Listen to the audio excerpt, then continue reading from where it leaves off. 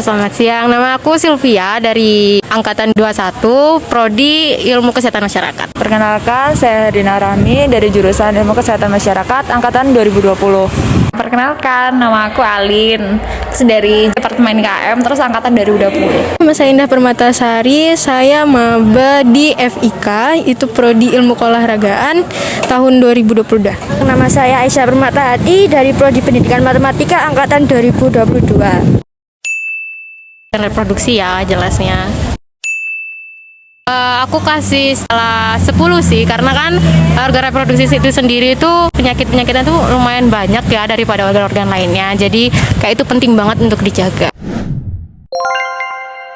Fakta, karena kan memang harus dibersihkan. Karena kalau misalnya tidak kita bersihkan, menimbulkan bau tidak sedap dan bukan bakteri-bakteri yang ada. Kalau dari kesehatan sendiri, tidak masalah kalau misal digunakannya tidak terlalu berlebihan. Sebaiknya sih kalau misal keadaannya baik-baik aja, vaginanya sih memang sebaiknya dihindari aja.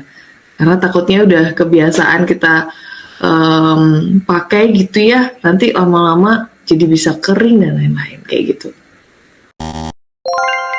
Menstruasi itu sendiri itu hormon ya kak ya. Lalu kalau organ reproduksi sendiri itu lebih ke dibersihkan sehari 2 kali, bakteri tidak tumbuh gitu. Jadi mitos ya kak ya, itu mitos. Reproduksi sehat itu nggak hanya tentang saat menstruasi sebenarnya. Saat reproduksi kita kan nggak hanya yang berhubungan dengan menstruasi. Jadi ada, kalau cewek kan ada yang bagian atas dan yang bagian bawah gitu ya. Kalau menstruasi kan yang di bagian bawah nih gitu ya, bagian vagina, kemudian rahim dan lain-lain ya. Alat reproduksi kita kan ada banyak macamnya ya. Jadi setiap alat-alat reproduksi itu juga kalau misal kesemuanya itu bisa dikatakan sehat, baru kita bisa bilang alat reproduksinya itu sehat. Karena alat reproduksi yang tadi banyak banget, baik itu cewek maupun cowok ya. Jadi sama-sama memiliki alat reproduksi yang tidak hanya, kalau cewek kan berhubungan dengan menstruasi.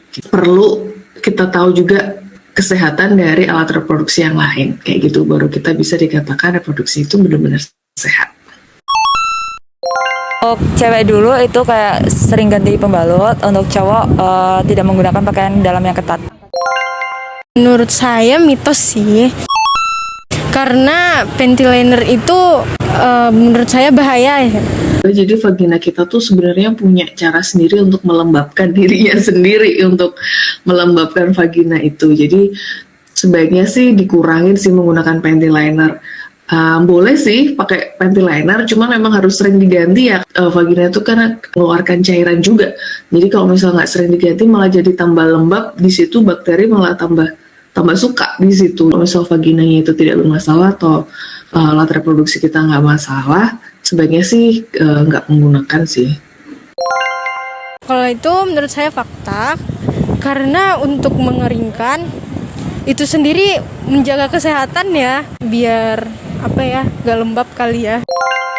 Itu lebih ke perawatan diri ya, lebih ke kebersihan diri. Jadi gimana caranya kita membersihkan, bukan menjaga kesehatan diri termasuk di dalam organ reproduksi.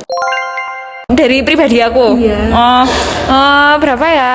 8 sih, 8. Fakta. Jadi kalau setahu saya ini ya, jadi probiotik itu kan memang dia kandungannya serat ya, banyak kandungan baik lah di probiotik ini. Jadi kayak apa sih biasanya yogurt gitu ya. Jadi memang ternyata sudah ada penelitian juga yang mengatakan kalau mengkonsumsi probiotik itu bagus untuk meningkatkan pH normal di vagina. Cuman ya memang sebenarnya kalau mau kebersihan vagina nggak cuman makan probiotik ya, jadi nggak cuman itu, jadi kayak sayur-sayuran.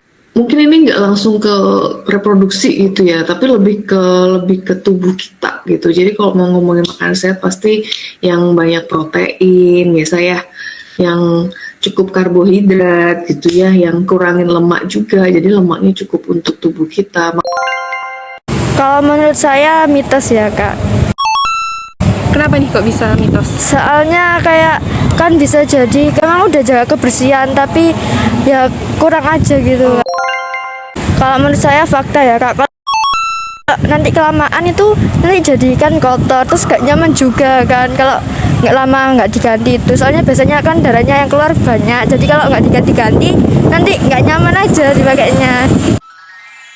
Merawat tubuh itu sesuatu yang menjadi poin prioritas pertama, karena kalau teman-teman dengar itu kesehatan itu mahal harganya katanya ya, karena memang mahal ini bukan untuk dikatakan dengan uang ya, tapi mahal dimana kita nggak bisa berkegiatan kalau misal kita sakit, khususnya di reproduksi kita. Apalagi kalau di reproduksi itu harus dijaga karena nantinya itu sebagai salah satu proses untuk kita bisa membuat atau memiliki keturunan nantinya ya, kalau misal sudah menikah atau memang berniat untuk melanjutkan keturunan.